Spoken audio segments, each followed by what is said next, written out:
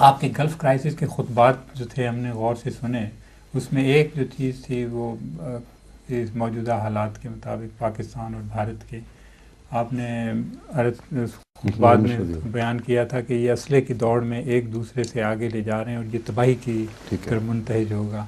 हम जैसे आम इंसानों की बात तो ये समझ में आ गई, लेकिन वहाँ के हुक्मरानों की समझ में क्यों बात नहीं आती? क्या इसके पीछे कुछ साजिश है? मैंने उसका हल भी वहीं कर दिया था खुतबे में। मैंने कहा था कि एक अक्ल है जो उर्फ़ आम में अक्ल कहलाती है, एक अक्ल है जो तक़वा से पैदा होती है।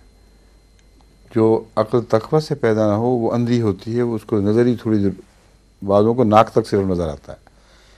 वो सियासतदान जो वैसे बड़ी अक्ल रखते हैं मगर तक़वा से खाली हैं, वो अपनी नाक से आगे नहीं देख सकते। उनको अपनी ज़रूरतों, अपनी अगराज़ की खातिर कौम की कुर्बानी देना कुछ भी तकलीफ़ दे महसूस नहीं होता। इसलिए ये लोग हुकूमत में रह ही नहीं सकते अगर उस मसलक की तायीद न करें जो अवामुन नास में एक शोहरत पा गया है, हर दिल अजीज़ बन चुका है। उसे हर दिल अजीज़ बनाने में खुद गर्ज़ सियासतदानों का भारी दखल है, जिन्होंने समझा कि हिंदुस्तान की नफ़रत की जितनी बातें की जाएं उतना ही हम हर दिल अजीज़ होकर उभरेंगे। और इसी बीमार नब्ज़ पर हाथ रखते हुए भुट्टो साहब ने यूनाइटेड नेशंस की वो तकरीर की थी कि हम 1000 साल तक भी लड़ेंगे, खा मिट्टी चाटनी पड़े, खा रेगिस्तानों में गुजारे करने पड़े, जो कुछ भी होगा, भूखे रहेंगे, पत्ते खाएंगे, लेकिन लड़ेंगे। आनन फानन वो एक पाकिस्तान के हीरो के तौर पर उभर गए। पहला वो उनका सफ़र है बुलंदी की तरफ, सियासी बुलंदी की तरफ, इस खुतबे, इस तकरीर के नतीजे में हुआ था। तो वो उन्होंने ज़्यादातर पंजाब की नब्ज़ पे हाथ रखा था।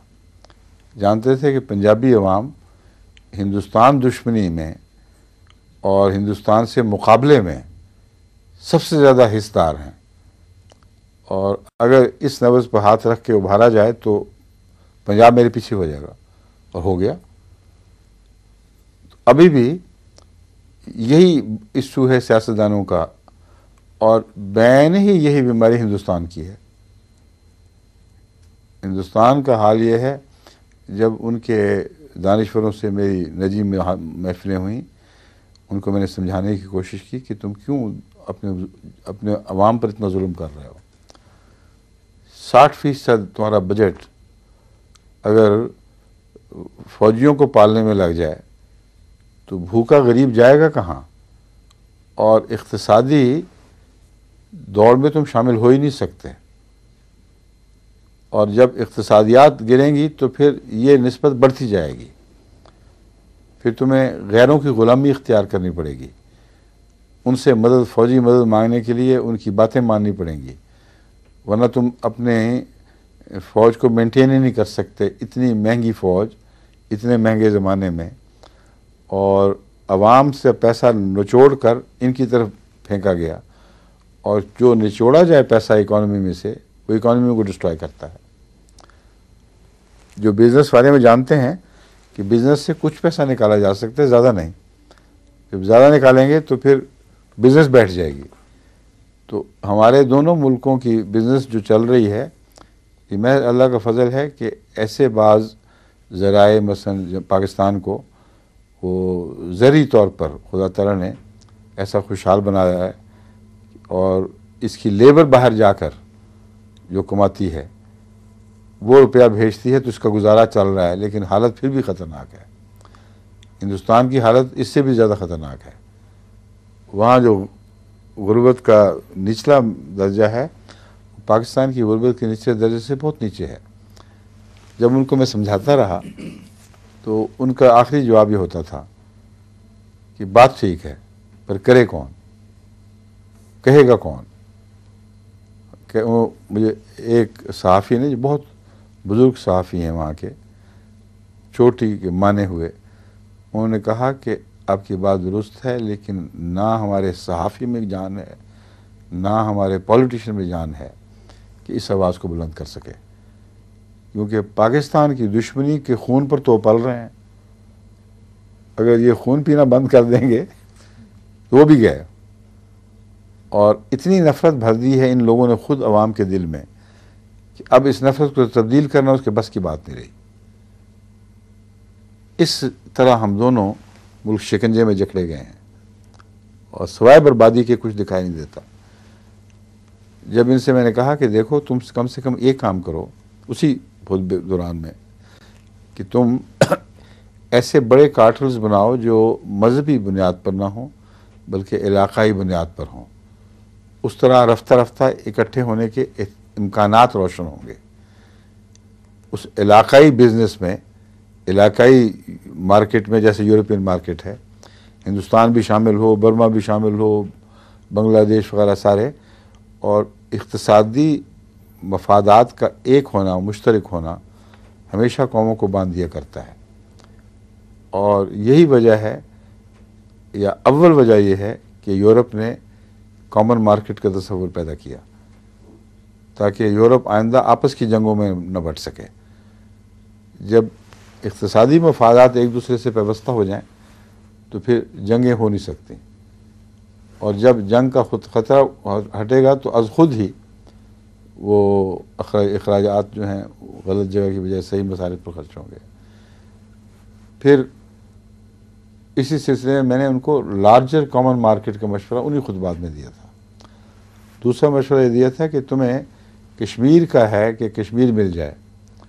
हिंदुस्तान को ये ख़तरा है कि कश्मीर अगर इस तरह टूट कर पाकिस्तान की तरफ गया तो पाकिस्तान को एक इलाकाई बर्तरी ऐसी हो जाएगी कि जिसके बाद इनकी जो मिलिटेंट रुझानात हैं, फौजी रुझानात और गाजी बनने का शौक़ और शहीद होना और जहाद, ये चीज़ें इतने ज़ोर से उठेंगी कि फिर हिंदुस्तान को कभी अमन नसीब नहीं होगा।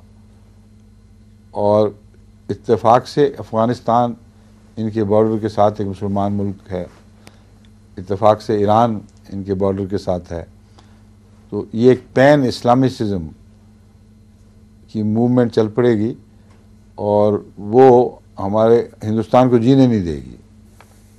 बांग्लादेश को भी दोबारा ग्रेविटेट करके वापस ले आएंगे। इस तरह ये जो तसव्वुर है ये गलत नहीं है, और इसी तसव्वुर को वो पाकिस्तान के ख़िलाफ़ इस्तेमाल करते हैं अपने उन मजालिस में जो यूरोप और अमेरिका के दानिशवरों से करते हैं। उनको बताते हैं कि देखो ये हाल है, जो फंडामेंटलिज्म के नाम पर जो बातें पाकिस्तान के ख़िलाफ़ बातें उठाई जाती हैं उसके पस मंज़र में ये सारी बातें हैं। तो एक सूरत तो ये है कि ज़बरदस्ती काट कर कश्मीर को छीना जाए और पाकिस्तान से मिला दिया। हिंदुस्तान की ज़िंदगी और मौत का सवाल है, वो नहीं मानेगा, वो लड़ लड़ के मर जाएगा, तुम्हें भी साथ मारेगा। तो क्या फ़ायदा है इस दोनों तरफ की खुदकुशी का। मैंने उसमें ये समझाया था कि तुम इंसाफ का तरीक़ा इख्तियार करो। कश्मीर की जो वादी है उसे आज़ादी का हक़ है, उसको आज़ादी का हक़ दो। और ज़्यादा से ज़्यादा एक ऐसा मसलक है जिस पे दोनों मुल्क तबन रज़ामंद हो सकते हैं कि जो आज़ाद कश्मीर का इलाका उस कश्मीर से एक मुख्तलिफ मिजाज का इलाका है, जो वादी का कश्मीर, दोनों में बहुत फ़र्क है, ज़ुबान में, हर चीज़ में, आदात में। उस इलाके को वो अगर अक्सरियत आमादा हो और होगी, उसको बेशक अपने साथ मिला लो। और जम्मू का इलाका जो हिंदू अक्सरियत का है उससे हक दे दो कि बेशक हिंदुस्तान से मिल जाए, लेकिन वादी आज़ाद हो जाए। इसमें जो मुश्किल ये पड़ती है, अगर वादी आज़ाद होने का तस्वुर हो तो हो सकता है आज़ाद कश्मीर भी ऑप्ट करे उस तरफ और यहाँ मूवमेंट ज़ोर पकड़ जाए, तो इसको पेश नज़र रखना पड़ेगा। लेकिन हिंदू अक्सरियत जम्मू की वो इधर के लिए ऑप्ट नहीं करेगी। तो ये शक्ल बनती है कि हिंदू जम्मू हिंदुस्तान के साथ मिल जाए, आज़ाद कश्मीर कुछ देर के लिए पाकिस्तान से लटका रहे और फिर वो आज़ाद उस कश्मीर से जो हकीकतन आज़ाद है उसकी तरफ मायल हो जाए।